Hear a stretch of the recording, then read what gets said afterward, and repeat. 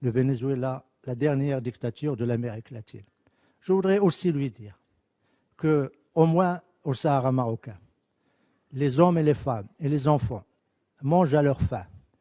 Ils ne traversent pas les frontières pour aller acheter, faire des achats, et les enfants ne cherchent pas dans les poubelles pour manger.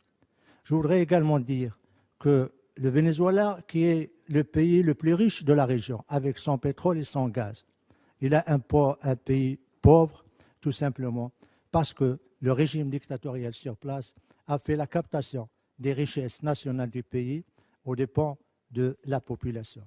Dernière observation, Monsieur le Président, juste pour dire qu'il ne peut pas y avoir de développement sans démocratie. Il ne peut pas y avoir de développement sans respect des droits de l'homme.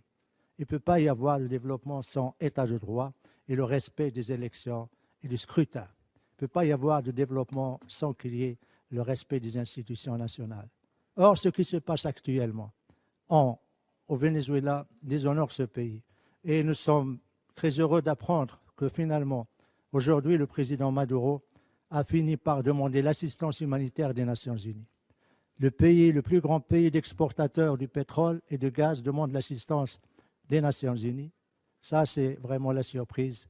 Et surtout, la flagrance d'un régime et surtout d'une diplomatie et d'un ambassadeur qui, au moment où son peuple ne trouve pas de médicaments pour se soigner, ni d'aliments pour se nourrir, ni de lait pour nourrir les bébés, ou également on ferme les écoles pour permettre d'économiser l'électricité, lui, il se permet de se balader dans ses 2 jets privés à travers les États-Unis et à travers les pays des Caraïbes.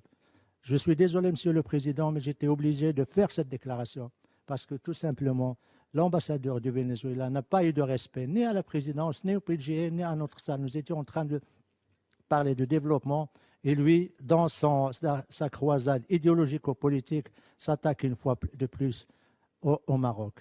Qu'il ait un peu plus de décence, qu'il ait un peu plus de respect, ne serait-ce que pour son pays qui meurt de faim, qui meurt de torture, qui meurt de dictature et surtout de répression.